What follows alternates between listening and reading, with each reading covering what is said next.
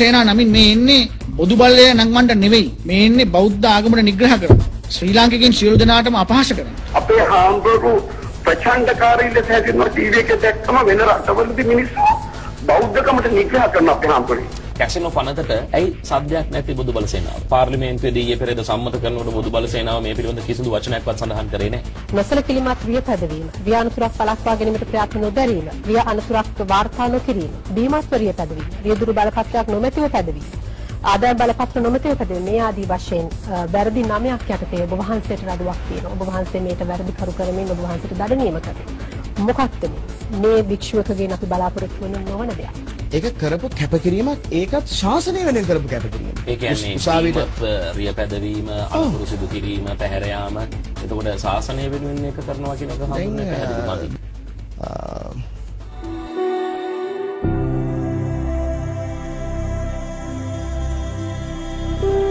අනේ ඉන්න දියවඩ දින කියලා එකෙක් ඌ බෞද්ධයාගේ නායකයලු.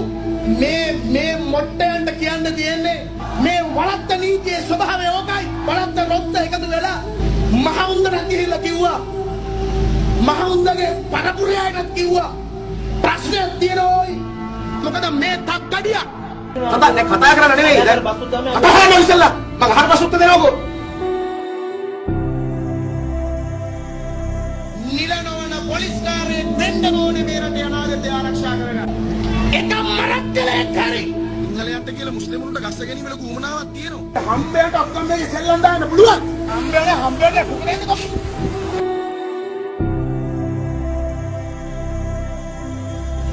ජුණ්ඩ පිළිගලා මතකයිනේ. වෙනත් මොන පරේක් හරි උසක්කිලි හැමතිලා මේ කාලකන්ණි වල් හැමතියා කියනවලු. ආණ්ඩුවක් කරනවා මේ අම්ම කෙනෙක්ට. යකෝ වැඩක තිලදාරියෙක් නම් මේ මිනිස්සුන්ට පාදලේ කතාවේ වාදිකාරී කරන්න පුළුවන් වෙන්න ඕන. පාදුගෙන අහෝ කුමාරයන් බයිනවා. වල් පරයෝ. 100කට නෙවෙයි දේශීය පුතාලා. සමහර වචන මම විශේෂයෙන් මතක කරගන්නවා. සමහර වචන සැරවෙන්නේ. වික්ෂුන් වහන්සේ කෙනෙකුට ගැලපෙන්නේ නැහැ. සමහර අයගේ දේශපාලනඥයෝ වෙන්න පුළුවන්, රාජ්‍ය නායකතුමාගේ වෙන්න පුළුවන්. ඒ වගේ දේවල් ඒ අයගේ හිත දෙන්න අපි කතා කරලා තියෙනවා, සාකච්ඡා කරලා තියෙනවා. සමහර දේවල් මේකට ඉංග්‍රීසියෙන් කියනවා beyond my control. මම තවදුරටත් මේ ඒ නායකත්වයේ ඉන්නවාද කියන එක පිළිබඳව තීරණයක් ගන්නවා මාස කිහිපෙක. අස්සය ගිහිල්ලා.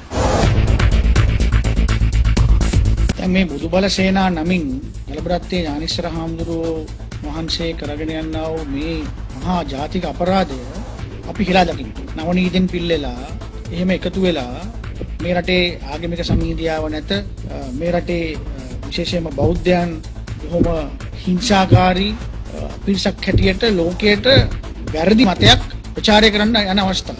දැන් ඒ කොන්ත්‍රාත්තුව බාර අරන් තියෙන්නේ ගෞරවයෙන් වැඳ නමස්කාර පූරකව කියන්න ඕනේ ගලබඩත්තේ ඥානීශ්වර මහානායක හාමුදුරන් වහන්සේ. මුස්ලිම් සමාජයේ අන්තවාදී කල්ලි හදනවා සෞදි අරාබියෙන් සල්ලි පොම්ප කරලා. බෞද්ධ සමාජයේ අන්තවාදී කල්ලි හදනවා නෝර්වේ වලින් සල්ලි පොම්ප කරලා. මේ දෙගොල්ලෝන්ගම ඔක්කොගම පිටිපස්සේ ඉන්නේ එක්සත් ජනපදය. මෙයාලට ඕනේ සිංහල මුස්ලිම් ජනතාව හප්පන්න.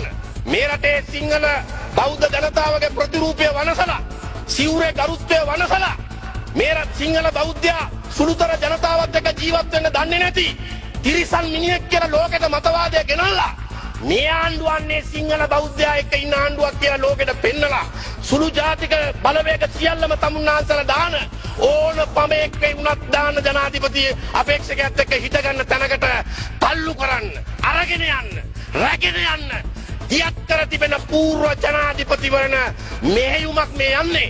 අත මන් දන්නේ සේනාවක් කියලා එකක් හදාගෙන බුදුරජාණන් වහන්සේගේ නමත් නිග්‍රහ කරලා තන්නේ කර ක්‍රෝධය, වෛරය, ඊර්ෂ්‍යාව මේකෙන් පතුරවන්නේ.